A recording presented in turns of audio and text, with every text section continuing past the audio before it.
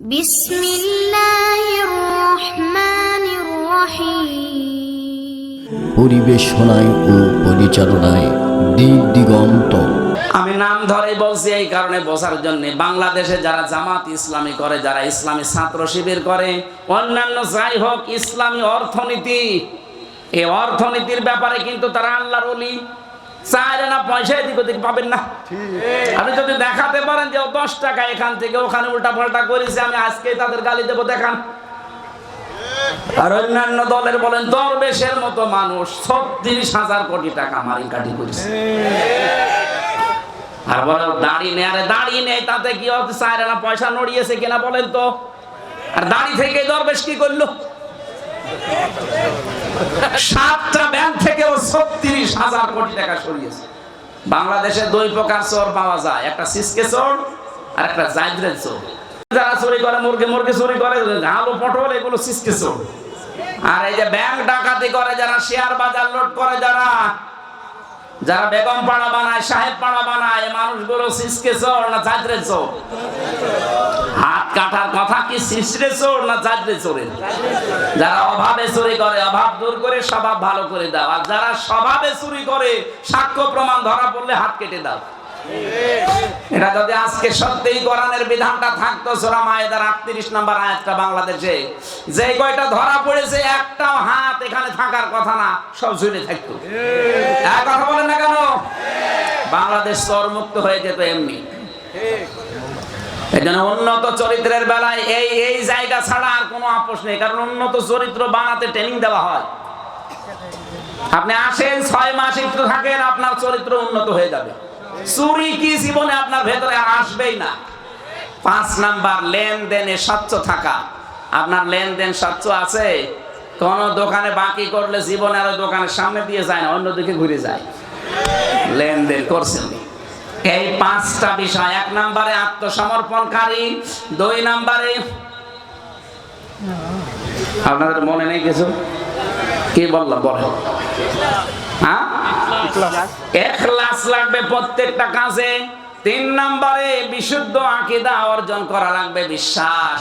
4 নম্বরে চরিত্র করা লাগবে উন্নত। 5 নম্বরে লেনদেন, আপনি স্বচ্ছ থাকবেন। আল্লাহ বলেন এই 5টা আলামত যার ভেতরে দেখতে পাবে, সে যেন মনে করে যে আমি ইসলামে পরিপূর্ণ প্রবেশ করেছি।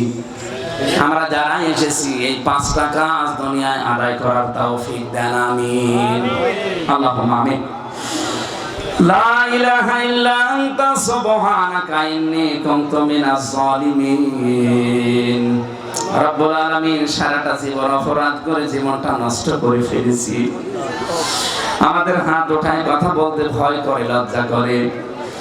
জীবনের অপরাধের দিকে তাকিও না, তোমার রহমতের দিকে তাকাও। জিন্দেগীর গুনাহগুলো মাফ করে দাও রব্বুল আলামিন। আমি যেভাবে আরম্ভ করেছিলাম, সারা রাত বললেও মানুষ যেত না। সামনে তাহাজ্জুদের নামাজ, ফজরের নামাজ কর্মজীবনের জন্য আমরা শেষ করে দিয়েছি। যতটুকুই বলেছি, আল্লাহ জীবনে আমল করার তৌফিক দাও। সওয়াবগুলো নবীজির রওজায় পৌঁছিয়ে দাও। এ বিশাল আয়োজনে যারা শ্রম দিল, আল্লাহ এই রাজশাহীর মানুষগুলোকে ওমরের মতো কবুল করে দাও। সম্মানিত মা বোনদেরকে মঞ্জুর করো। অসুস্থ হয়ে আছি, এখনো পর্যন্ত আমি শেফায়ে কামেলা জেলা পাইনি। আল্লাহ তুমি আমাকে আগের অবস্থায় আবার ফিরিয়ে দাও। যতটুকুই বলেছি আমার ইমান থেকে বলেছি, আল্লাহ আমি সহ প্রত্যেককে এগুলো মেনে চলার সুযোগ দাও। এলাকায় মাটির নিচে যারা ঘুমিয়ে আছে, কবরটা জান্নাত বানিয়ে দাও। আল্লাহুম্মা গফিরলি ওয়ারহামনি ওয়াহদিনি ওয়াফিনি ওয়ারযুকনি ইয়া রাব্বাল আলামিন। আল্লাহ, বাংলাদেশের পরিচিত একজন আলেম মাওলানা একেএম এনামুল হক শাফি, আমার কুষ্টিয়ার গর্বিত সন্তান, আজকে দুপুর বেলা ইন্তেকাল করেছে। আল্লাহ তুমি তাকে মাফ করে দাও। তার সারা জীবনের দিন প্রচারের দায়ী, আল্লাহর কাজগুলো কবুল করো। মানুষ হিসাবে যদি অন্যায় কিছু করে, আল্লাহ তুমি মাফ করে দাও। মাওলানা এনামুল হক শাফিকে আল্লাহ তুমি কবরে জান্নাত দিয়ে দাও। তার ছেলে মেয়ে সুখ সন্তুষ্ট পরিবার যারা আছে আল্লাহ তাদেরকে ধৈর্য ধারণ করার তৌফিক দাও। তার স্ত্রীও কবরে আছে, আল্লাহ তুমি মেহেরবানি করে তার স্ত্রীকেও মাফ করে দাও। আমি আবার বলছি, আমার কুষ্টিয়ার কৃতি সন্তান আলেমে দিন, সারা বাংলার প্রিয় মুফাসসিরে কোরআন মাওলানা এনামুল হক শাফি, আল্লাহ তুমি তাকে জীবনের মতো মাফ করে দাও। আমরা একটা অভিভাবক হারিয়ে ফেললাম, কোরআনের পাখিও হারিয়ে ফেলেছি, আল্লাহ তুমি তাকে কবরে মাফ করে দিও। কখন কার কাছে আজরাইল পাঠিয়ে দাও জানি না, আসলেই যেন বলতে পারি লা ইলাহা ইল্লাল্লাহু মুহাম্মাদুর রাসূলুল্লাহ। আমার কারাগারে লেখা বই ছিল, এই মঞ্চে আছে বলে কয়েকটা, থাকলে এখান থেকে নিয়ে যান, যারা এসেছেন নিয়ে যান, এটা কাজে লাগবে। অনেক তথ্য দেওয়া আছে।